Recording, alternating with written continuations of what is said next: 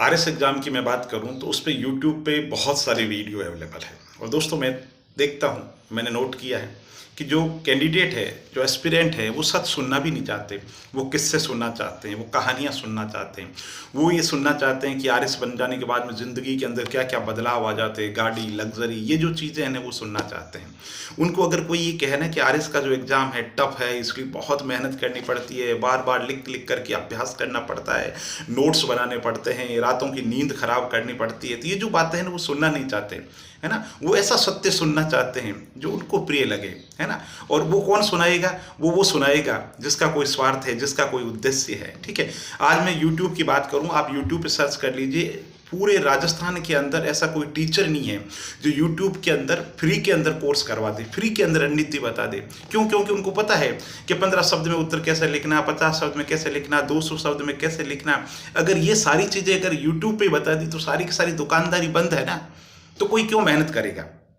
Objective question है, so question है, solve कराना बहुत इजी है। कहीं से टिपा, कहीं से सीधे स्क्रीनशॉट लिए, उनकी व्याख्या करवा दी, बहुत इजी है, ठीक है। लेकिन मुख्य परीक्षा के लिए पूरे यूट्यूब पे आप मुझे बता दीजिए, ऐसा कोई टीचर नहीं है जो बताए कि साहब विज्ञान की परिभाषा 15 शब्द में ऐसे लिखनी है, सुशासन क्या है, ठीक है, प्रशासन क्या है, लोक प्रशासन क्या है, करनी महावर 15 शब्दों में कैसे लिखना है, ठीक है, राजस्थान के आर्थिक विकास के अंदर बाधाएं 15 शब्द में कैसे लिखना है, रीको को 15 शब्द के अंदर कैसे लिखना है, ठीक है, गीता का स्वधर्म क्या है, 15 शब्दों में कैसे लिखना, कोई नहीं बताएगा और बताएगा भी क्यों, ठीक है। और कैंडिडेट सुनना भी नहीं चाहते। मैं आरएस मेंस से संबंधित वीडियो बनाता हूं, ठीक है, और मेरा उद्देश्य यही है कि कैंडिडेट जो ग्रामीण पृष्ठभूमि के हैं, जिनके पास में संसाधन नहीं है, जो इस कारण से कोचिंग नहीं जा पाते कि उनके पास में पैसे नहीं है, ठीक है, तो मैंने कोशिश की है ना। अच्छा, आप लोगों का बहुत प्यार मिलता है, व्यूज भी मिलते हैं अच्छे और ठीक ठाक है। आरएस को लेकर के आरएस इंटरव्यू पे वीडियो बनाता हूँ, 900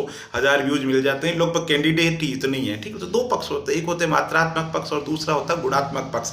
आज भी छोटे एग्जाम के लेके एमसीक्यू क्वेश्चन सॉल्व करा दूं, लाखों के व्यूज आ जाएंगे, लेकिन ना तो मुझे पसंद है और ना वो चीजें मुझे डालनी है। मैं चाहता हूँ इस चैनल पे जीके कनेक्शन जो चैनल है, इस पे सिर्फ और सिर्फ आरएस की जो परीक्षा है उससे संबंधित वीडियो ज्यादा से ज्यादा मैं डालूं और यदा कदा मोटिवेशनल जो है, मनोविज्ञान को जो बढ़ाने वाले जो वीडियो है वो मैं डालता हूं, ठीक है। तो अब आप मेरी समझ गए होंगे, कहने का मतलब है आरएस की आप अगर तैयारी कर रहे हैं तो पहली बात तो इमोशनल मत होइए, ठीक है। सिलेक्शन होगा नहीं होगा ये हमारे बस में नहीं है, सिर्फ और सिर्फ कर्म का पाठ पढ़ाता हूं। आप तो ये करो, प्रारंभिक परीक्षा के लिए सिलेबस का एक एक टॉपिक आपको बिना किताबों के हाथ में ऐसे खड़े करके आपको आ जाना चाहिए कि हाँ साहब बोलो, कोई भी टॉपिक दिया कि साहब बताओ राष्ट्रपति से संबंधित क्या संवैधानिक प्रावधान है, आपको आने चाहिए। मैं आपसे पूछूं कि लोकायुक्त के कार्य क्या है, तो साहब ये लोकायुक्त के कार्य आपको आने चाहिए।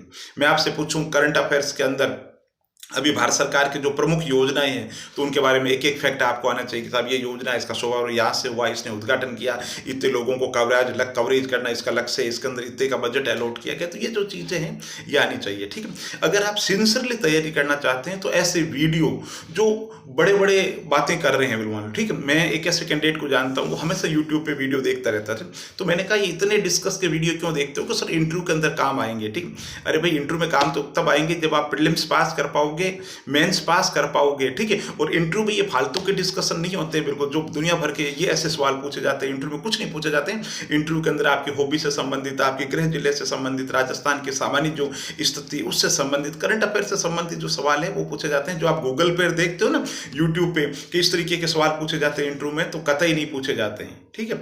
तो यूट्यूब पे ऐसे वीडियो जो पावर को बताए, जो पोजीशन को बताए, उनसे दूर रहो।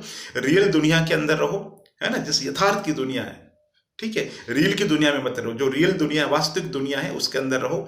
ये गाड़ी, लग्जरी, ठाट, उनके बारे में मत सोचो, सिलेक्शन होगा कि नहीं होगा उनके बारे में मत सोचो।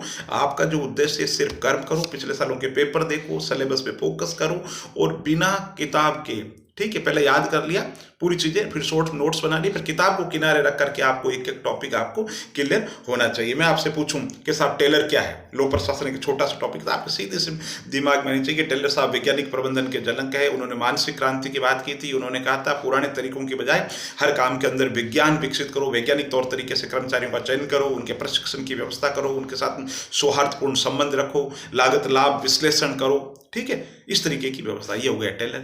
इसी तरीके से छोटी सी बात है, जैसे पूछे आपसे कलेक्टर, तो बिना किताब के, हाँ साहब 1772 के अंदर कलेक्टर के पद का सृजन किया गया था, वारेन हेस्टिंग्स के टाइम के अंदर किया गया था। और आज़ादी के बाद के अंदर जब लोक कल्याणकारी राज्य की अवधारणा आई तो कलेक्टर के जो पावर थे वो धीरे धीरे खत्म हो गई और 73 संशोधन आया। उसके बाद में और कलेक्टर की जो भूमिका थी विकास संबंधी कामों से पृथक कर दी गई, उसे वहाँ कप्तान बना गया। बाकी कलेक्टर के लॉ एंड ऑर्डर संबंधी काम ये है, कलेक्टर के सामान्य प्रशासनिक अधिकारी काम ये है, कलेक्टर के जुडिशरी से संबंधित काम ये है, चुनाव से संबंधित काम ये है, प्रोटोकॉल से संबंधित काम ये है। और ये कलेक्टर की पद की समालोचना है। वर्क बर्डन बहुत ज़्यादा हो रहा है, पॉलिटिकल इंटरफेयर हो रहा है और प्रोटोकॉल संबंधी दूसरे काम भी उसको करने पड़ते हैं। ठीक, ये कलेक्टर, और ये कलेक्टर के पद का निष्कर्ष है, बस बात खत्म। तो इस तरीके से तैयार करो। बहुत बहुत धन्यवाद।